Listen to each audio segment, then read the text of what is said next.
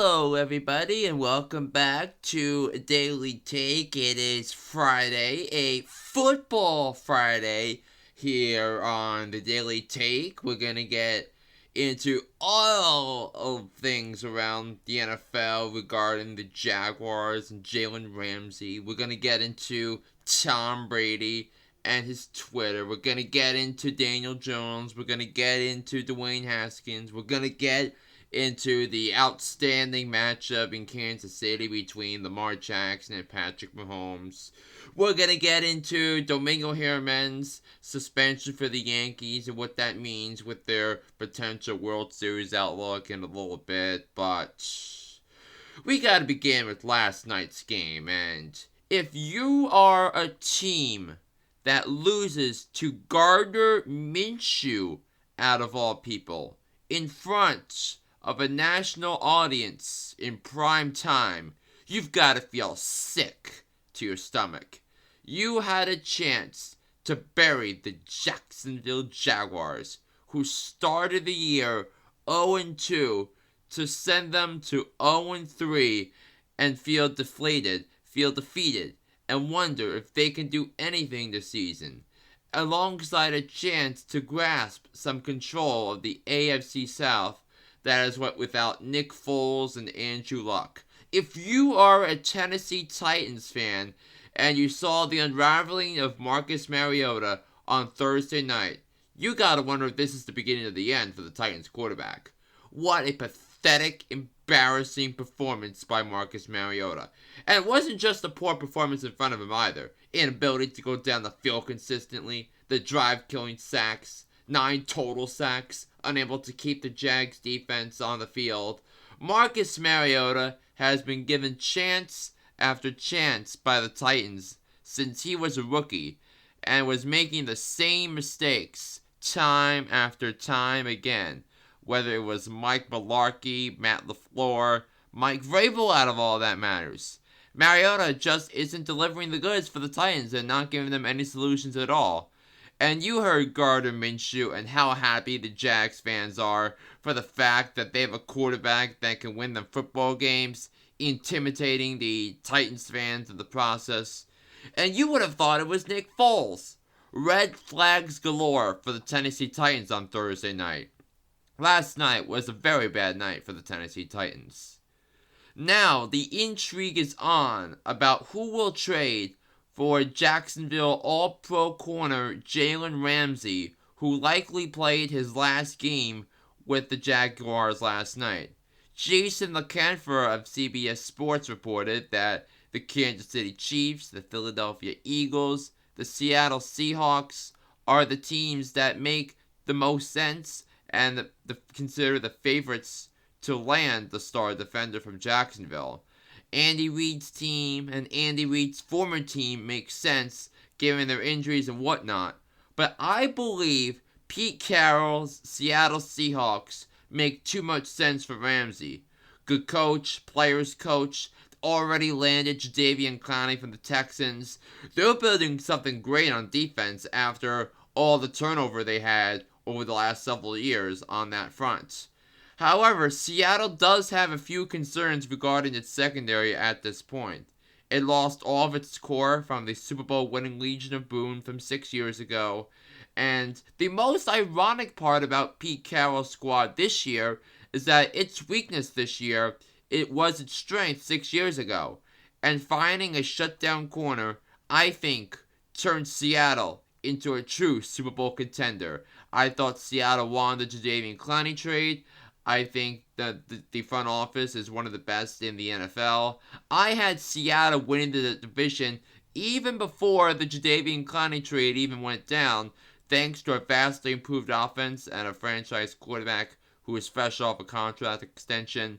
But if the Seattle Seahawks find a way to have Jalen Ramsey too, watch out.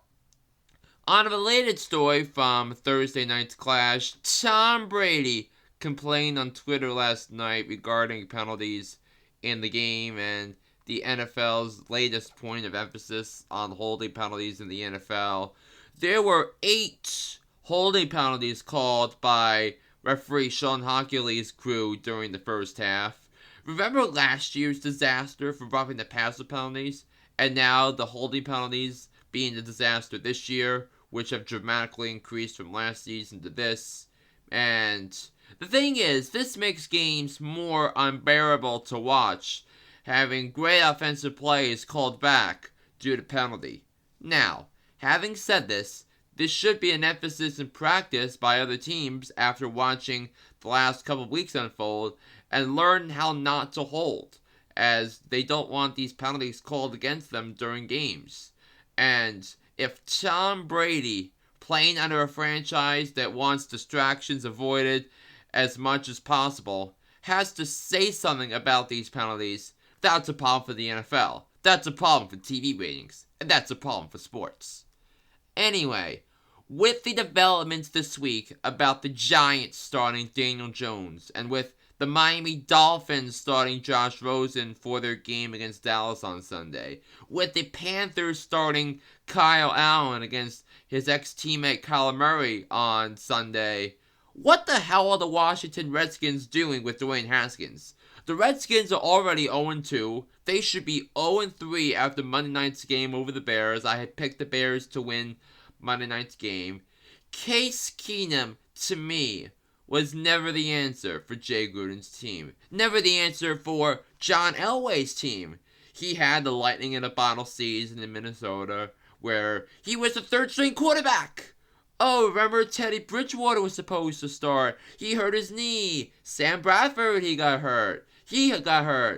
Case Keenum comes in and guides the Vikings to the NFC Championship game. Never the same quarterback since. I loathed the Broncos signing him in free agency. The trade that the Redskins made to get him was even worse. He's been one of the league's worst starting quarterbacks since the start of 2018. All the pre-draft noise about Dwayne Haskins being a special talent, the Giants passing on him over Daniel Jones, winning big games in Ohio State, particularly against Michigan, throwing the ball 60 yards down the field without much effort, and he's still on the bench? I would have started Dwayne Haskins in week number 1. Bruce Allen, in his mind, must be thinking, oh, we should have started Dwayne Haskins week 1 in the new age of quarterbacks in the NFL. Case Keenum is one of the oldest starters at his position in the National Football League. This is the latest organizational failure for the Washington Redskins, and the bleeding will stop the moment Dwayne Haskins takes the field for the team's first drive of the game. If I were Bruce Allen, if I were Jay Gruden, and knowing the recent storylines with the 2019 draft class, I'd start Dwayne Haskins in week number 4 against the Giants, against Daniel Jones, the man the Giants took over Dwayne Haskins. But that's not my call. But my call is the correct one. And the Redskins need to face the reality of the situation like the Giants did this week in benching Eli Manning over Daniel Jones. The Redskins aren't making the playoffs this season, and like the Giants see it, it's about competing for 2020. And the Washington Redskins, until that moment comes, will remain clueless. Turning to an NFL Sunday with huge point spreads, horrible teams like the Jets and the Dolphins traveling on the road to face significantly superior opponents like the New England Patriots and the Dallas Cowboys. I can't wait to watch the developments in Kansas City when the Baltimore Ravens and Lamar Jackson take on the Kansas City Chiefs and Patrick Mahomes. This matchup of undefeated teams oozes with aura, pop, sizzle. These represent two quarterbacks who are starting the next generation of quarterbacks in the NFL, are making early cases for league MVP. Now the two titans clash on Sunday. Lamar is going to be great. Mahomes is going to be great. And if the Ravens find a way to take down the Chiefs at Arrowhead on Sunday, the Chiefs home opener, the crowd's going to be into it as it always is at Arrowhead. It's time to make a case that the Baltimore Ravens can compete with the best in the AFC and be a contender for the Super Bowl. Baltimore's defense has done its job, and while I do have concerns about a rather untested Kansas City secondary, I think Kansas City's key is staying on the field with Patrick Mahomes and that talented offense for as long as they can so their secondary doesn't have to be masked. But with that in mind, I'll take the better quarterback and the better coach. Give me the Chiefs to win this game 34-31 over the Baltimore Ravens. And lastly, on to baseball now, as the New York Yankees clinched their first AL East division crown in 7 years last night, and the season of overcoming many injuries exceeds all expectations. And it would be foolish to declare a 2019 season a failure by all counts, regardless of what happens.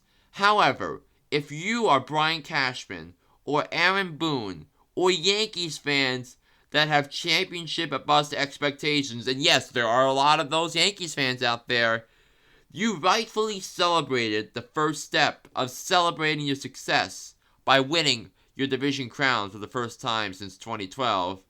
But you also have to feel numb to the soul about the news that Domingo Germán is facing a domestic violence ban that would likely include the 2019 playoffs as well. And for a Yankees rotation that's had injury problems all year, consistency problems all year, a lack of requisite talent that has been masked so wonderfully by their stout bullpen and the Super Yankees lineup, those deficiencies are being discovered at the wrong time for the Yankees. Domingo Germán has been the Yankees' most reliable starting pitcher all season, with 18 wins, second in the American League, only behind Justin Verlander of the Houston Astros. And even though Luis Severino is finally back from the injured list, and yes, he pitched 4 scoreless innings on Tuesday against an Angels team that didn't include Mike Trout, we don't know exactly if he can go deeper for the Yankees, or how efficient he'll be in doing so.